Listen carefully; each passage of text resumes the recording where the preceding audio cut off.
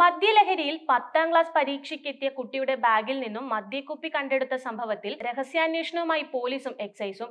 കഴിഞ്ഞ ദിവസം 10ാം ക്ലാസ് പരീക്ഷയുടെ അവസാന ദിനത്തിലാണ് കുട്ടി മദ്യലഹരിയിലെത്തിയത്.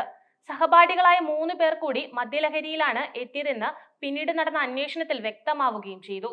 പരീക്ഷാ ഹാളിൽ അസ്വാഭാവികമായി ഇരിക്കുന്നത് കണ്ട കുട്ടിയോട് അധ്യാപകൻ വിവരങ്ങൾ ആരാഞ്ഞപ്പോൾ മദ്യത്തിന്റെ രൂക്ഷഗന്ധം അനുഭവപ്പെടുകയും തുടർന്ന് പരിശോധനകൾ നടത്തുകയുമായിരുന്നു. ബാഗിൽ നിന്ന് മദ്യക്കുപ്പിയും 10,000 രൂപയും പിന്നാലെ കണ്ടെടുത്തു. അതിനുശേഷം ആറന്മുള പോലീസിൽ സ്കൂൾ അധികൃതർ വിവരമറിയിച്ചു.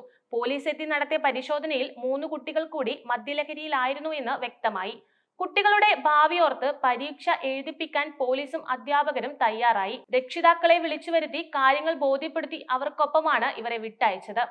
ഇതിനിടെ പണം കുട്ടിയുടെ കൈവശം എത്തിയത് സംബന്ധിച്ച് പോലീസ് നടത്തിയ അന്വേഷണത്തിൽ ഒരാളുടെ മുത്തശ്ശിയുടെ മോതിരമെടുത്ത് പണയം വെച്ചതായെന്നാണ് സൂചന. 15,000 രൂപ ഇതിലൂടെ ലഭിച്ചു. 10ാം ക്ലാസ് പരീക്ഷയുടെ അവസാന ദിവസം ആഘോഷങ്ങൾ കർശനമായി വിലക്കിയിരുന്നു എങ്കിലും ഇതിനായി ശേഖരിച്ച പണമാണ് ബാഗിലുണ്ടായിരുന്നത് എന്നാണ് കുട്ടികൾ ആദ്യം പറഞ്ഞത്. മറ്റു കുട്ടികളോട് വിവരങ്ങൾ ആരാഞ്ഞെങ്കിലും പണപ്പിരിവുമായി ബന്ധപ്പെട്ട വിവരങ്ങൾ ലഭിക്കാതെ വന്നതോടെയാണ് വീടുകൾ കേന്ദ്രീകരിച്ച് അന്വേഷണം നടന്നത്. ഇതിനിടെ കുട്ടികളെ കൗൺസിലിംഗിന് വിധേയമാക്കണമെന്ന രക്ഷിതാക്കളുടെ അഭ്യർത്ഥന മാനിച്ച് അടുത്ത ആറന്മുള സ്റ്റേഷനിൽ എത്താൻ നിർദ്ദേശിച്ചു.